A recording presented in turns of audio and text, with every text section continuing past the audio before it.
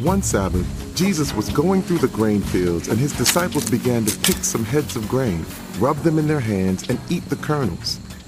Some of the Pharisees asked, "Why are you doing what is unlawful on the Sabbath?" Jesus answered them, Have you never read what David did when he and his companions were hungry?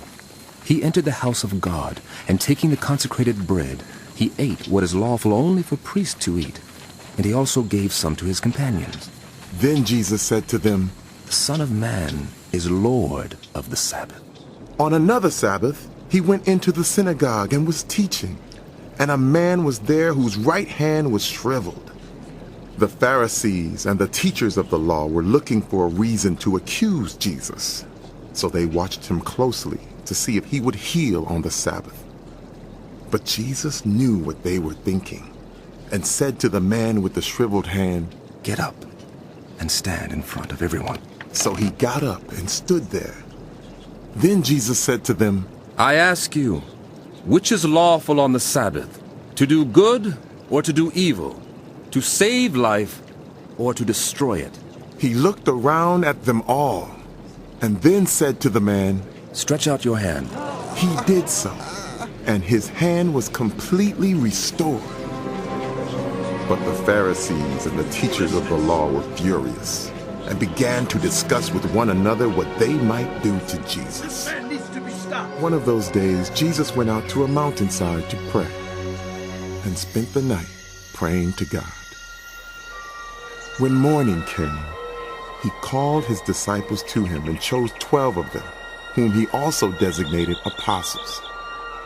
Simon, whom he named Peter, his brother Andrew, James, John, Philip, Bartholomew, Matthew, Thomas, James, son of Alphaeus, Simon, who was called the Zealot, Judas, son of James, and Judas Iscariot, who became a traitor. He went down with them and stood on a level place. A large crowd of his disciples was there, and a great number of people from all over Judea, from Jerusalem, and from the coastal region around Tyre and Sidon, who had come to hear him and to be healed of their diseases. Those troubled by evil spirits were cured.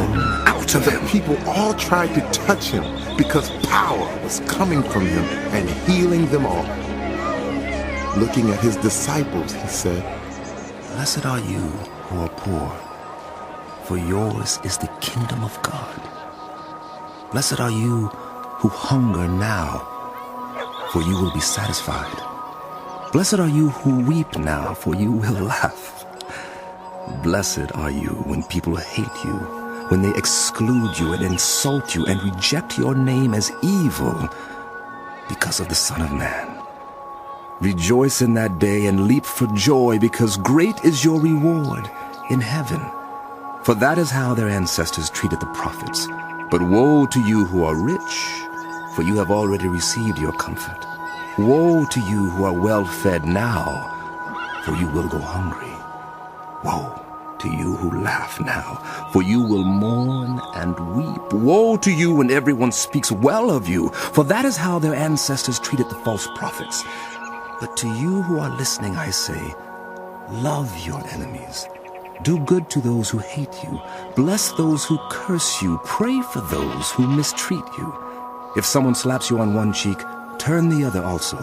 If someone takes your coat, do not withhold your shirt. Give to everyone who asks you, and if anyone takes what belongs to you, do not demand it back.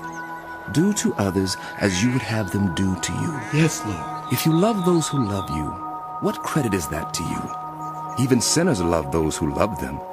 And if you do good to those who are good to you, what credit is that to you? Even sinners do that. And if you lend to those from whom you expect repayment, what credit is that to you? Even sinners lend to sinners, expecting to be repaid in full. But love your enemies. Do good to them, and lend to them without expecting to get anything back. Then your reward will be great, and you will be children of the Most High, because He is kind to the ungrateful and wicked. Be merciful, just as your Father is merciful. Do not judge, and you will not be judged. Do not condemn, and you will not be condemned. Forgive, and you will be forgiven. Give, and it will be given to you, a good measure, pressed down, shaken together, and running over will be poured into your lap, for with the measure you use, it will be measured to you. He also told them this parable. Can the blind lead the blind? Will they not both fall into a pit? Students are not above their teacher, but all who are fully trained will be like their teacher. Why do you look at the speck of sawdust in someone else's eye and pay no attention to the plank in your own eye? How can you say, Friend, let me take the speck out of your eye, when you yourself fail to see the plank in your own eye? Oh, you hypocrite. First, take the plank out of your eye, and then you will see clearly to remove the speck from the other person's eye. Yes, that's good. No good tree bears bad fruit, nor does a bad tree bear good fruit. Each tree is recognized by its own fruit. People do not pick figs from thorn bushes or grapes from briars. Good people bring good things out of the good stored up in their heart, and evil people bring evil things out of the evil stored up in their heart. For out of the overflow of the heart, the mouth speaks. Why do you call me Lord, Lord, and do not do what I say? As for those who come to me and hear my words and put them into practice, I will show you what they are like. They are like a man building a house, who dug down deep and laid the foundation on rock. When a flood came, the torrent struck that house, but could not shake it, because it was well built. But those who hear my words and do not put them into practice are like a man who built a house on the ground without a foundation.